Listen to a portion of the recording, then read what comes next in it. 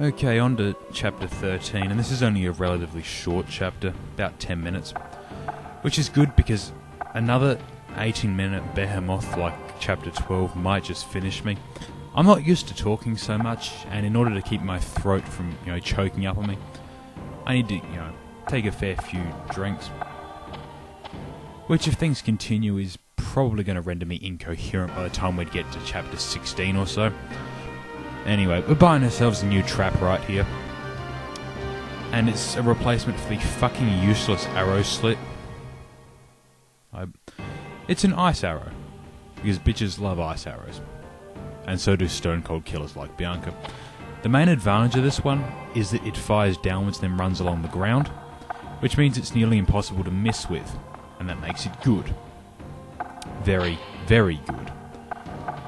So we're going to fix that. We're going to use it. It also, because it basically stuns people with freezing them, increases the effective duration of my bear traps. Because I can always, set it up to hit them after the bear trap goes off. Means if necessary I can probably stun someone for close to 10 seconds. Which is good. And means I'll never ever miss with my vault traps. Excuse me, that's the coke talking. Alright, so we have 7 stones. These are called guard stones. These are the less important ones, the poor flunkies that take the fall for the actual important stone. Now he's going to wander off into the annex by himself and leave Bianca alone. This does not seem like a good idea. And I'm pretty certain that's Cecilia cowering in the corner because... Okay, she's not cowering, she was thinking. And Albert recognises her. This is a bad sign. Mentally insert your own capitals there. Borgrev and Ruta. Or Ruther. Anyway, this is going to end badly. They've been discovered by Bianca, and of 3 people, 2 groups, one of them is not living alone, and they've recognised the legendary stone. This is starting to be a real fucking albatross around Bianca's neck. Of course, these poor idiots think that they can actually take it, and that's likely to be the end of them. Because, seriously, fuck idiots like this. This is not in the main castle. We've only got 2 rooms to work with. We've got oil barrels, but I have very limited fire traps to actually use on them, because I can't put a ceiling trap on the same area as, an existing room device. Which means I can't use my flare rock to set them off unless they're on a slope, which they're not. I mean, if I was wanting to be really complicated, I could probably drop the flare rock and then use the push wall to, slam them into things. That's a bit complicated and seriously restricts the potential for trap combos. I like trap combos, so clearly that's a no-go. So we're going to set up a bear trap. We're going to set up a cold arrow to keep them there. Effectively giving me, like I said, about 10 seconds. And then we're going to set up a Thor hammer to send them swinging even further. So, hopefully the bear trap will be set up in time. And yes, it is. Cold arrow goes off, runs along nice and low, and we drop a rock on the bitch. Which also takes out Dorgev. And I must admit, that's some serious dedication to be able to scream, "Please get out, Cecilia," with your death sounds. That's pretty awesome, and man am I lucky not to get hooked right there. Anyway. Zardos. God, I'm having horrible movie flashbacks, just from that name. If none of you have ever seen Zardos with Sean Connery, please don't see it.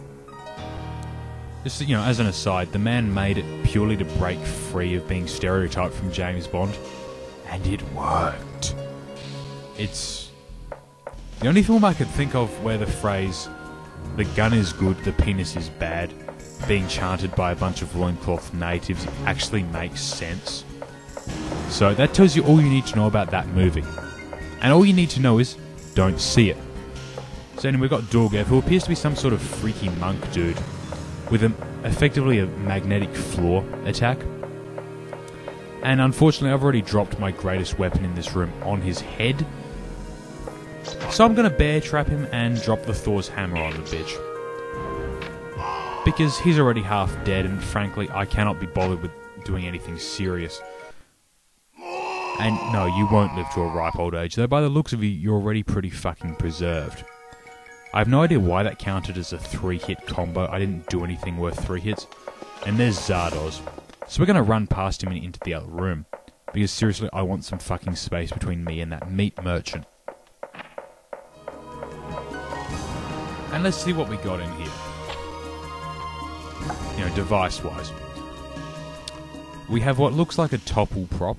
You know, good for dropping on people. We have a saw, and we have a bunch of cogs that could presumably be used to grind people up. I vote we go with the saw.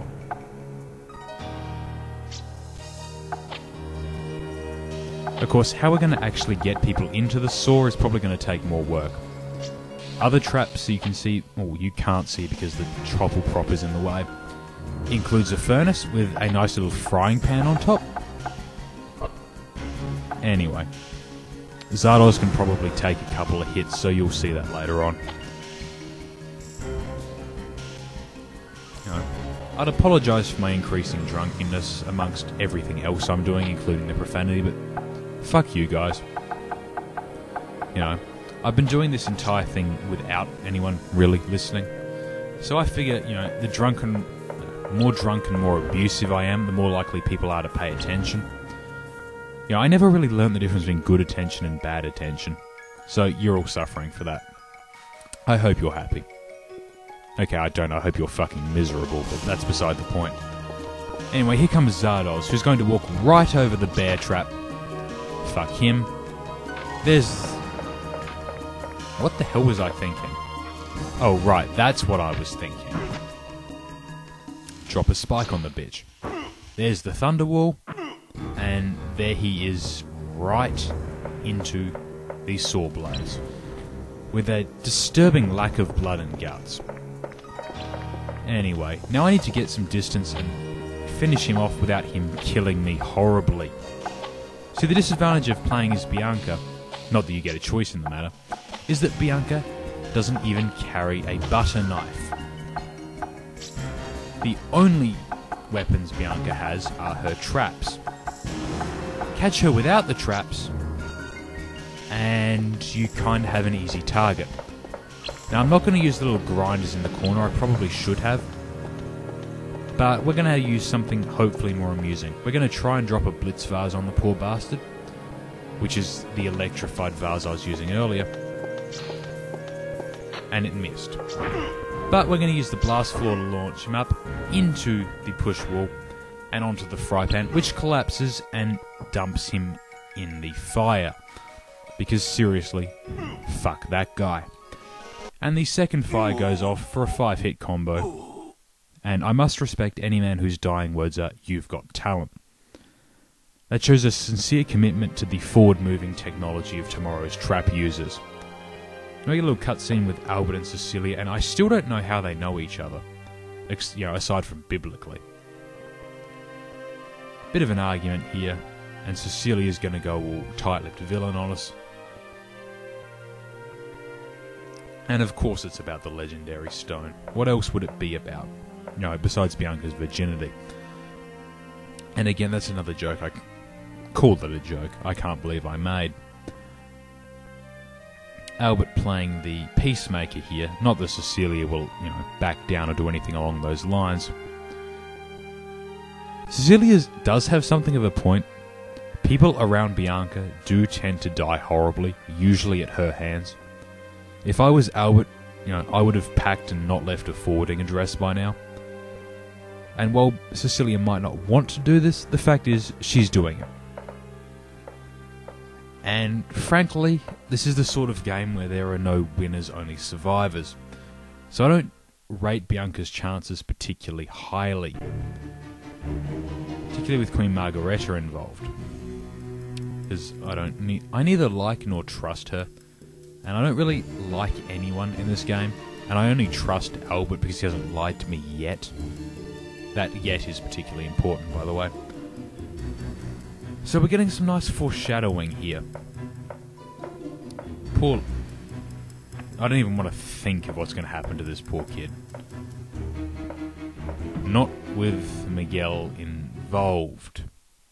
Because, seriously, fuck Miguel with a rusty chainsaw. Repeatedly, while said chainsaw is mounted on a giant pendulum. There are not enough words to describe how much I want him to suffer and die.